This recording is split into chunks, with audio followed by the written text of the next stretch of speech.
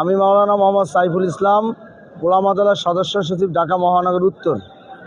আজকে এখানে এসেছি শহীদ প্রেসিডেন্ট জিয়াউর রহমানের কবরে দোয়া করার জন্য। জিয়াউর রহমান সমাজ কল্যাণ পরিষদের আজকে ২৬তম প্রতিষ্ঠা বার্ষিকী উপলক্ষে আমরা দোয়া করেছি। আপনি জানেন, গতকালকে আমাদের শহীদ প্রেসিডেন্ট জিয়াউর রহমানের এই কবরে শহীদ প্রেসিডেন্ট জিয়াউর রহমানের সুযোগ্য সন্তান, তারুণ্যের অহংকার, আমাদের আস্থার প্রতীক, আমাদের ভারপ্রাপ্ত চেয়ারম্যান জনাব তারেক রহমান এসেছিলেন, দোয়া করেছিলেন।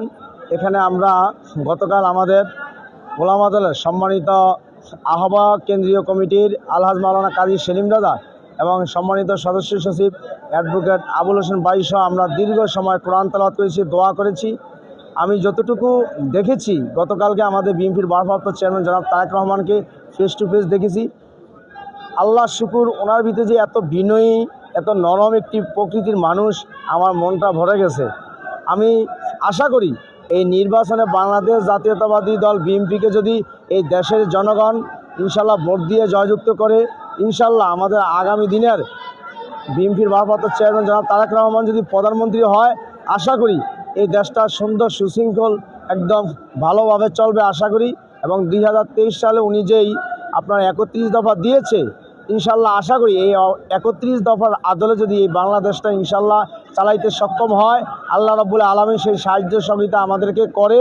আমি মোহাম্মদ আব্দুল কাইয়ুম, সহ শিক্ষা বিষয়ক সম্পাদক, খাইমচর উপজেলা বিএনপি চাঁদপুর, আহ্বায়ক কমিটির সদস্য, ঢাকা মহানগর উত্তর। ইমাম আহমদ ইবনে হাম্বল রহমতুল্লাহ আলাইহি বলেছেন, মানুষকে বিভিন্নভাবে চেনা এবং জানা যায়। তার ভিতরে একটি হলো তার জানাজা দেখে, জানাজায় লোকজনের উপস্থিতি দেখে আমরা মানুষের কাজকর্মের বিষয়ে বুঝতে পারি যে উনি কেমন মানুষ ছিলেন।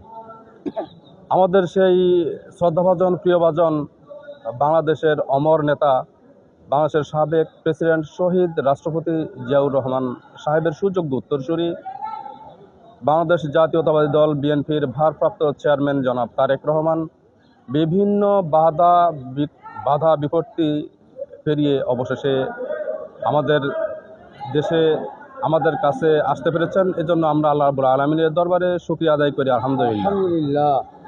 আমরা আমাদের ভারপ্রাপ্ত চেয়ারম্যান জনাব তারেক রহমান সাহেবের যে কাজকর্ম দেখতেছি, আলহামদুলিল্লাহ, আমরা আশা করি উনি ওনার বাবা এবং মায়ের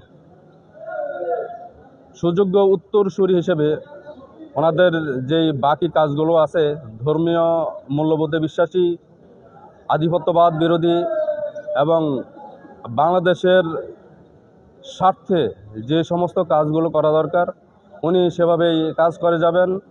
ওনার কাজকর্মে আমরা সেটাই বুঝতে পারতেছি। আলহামদুলিল্লাহ, আমরা আল্লাহ রাব্বুল আলামিনের দরবারে শুকরিয়া আদায় করি। আল্লাহ রাব্বুল আলামিন আমাদের বিএনপির চেয়ারপারসন বেগম খালেদা জিয়াকে সুস্বাস্থ্য এবং নেক হায়াত দান করুক।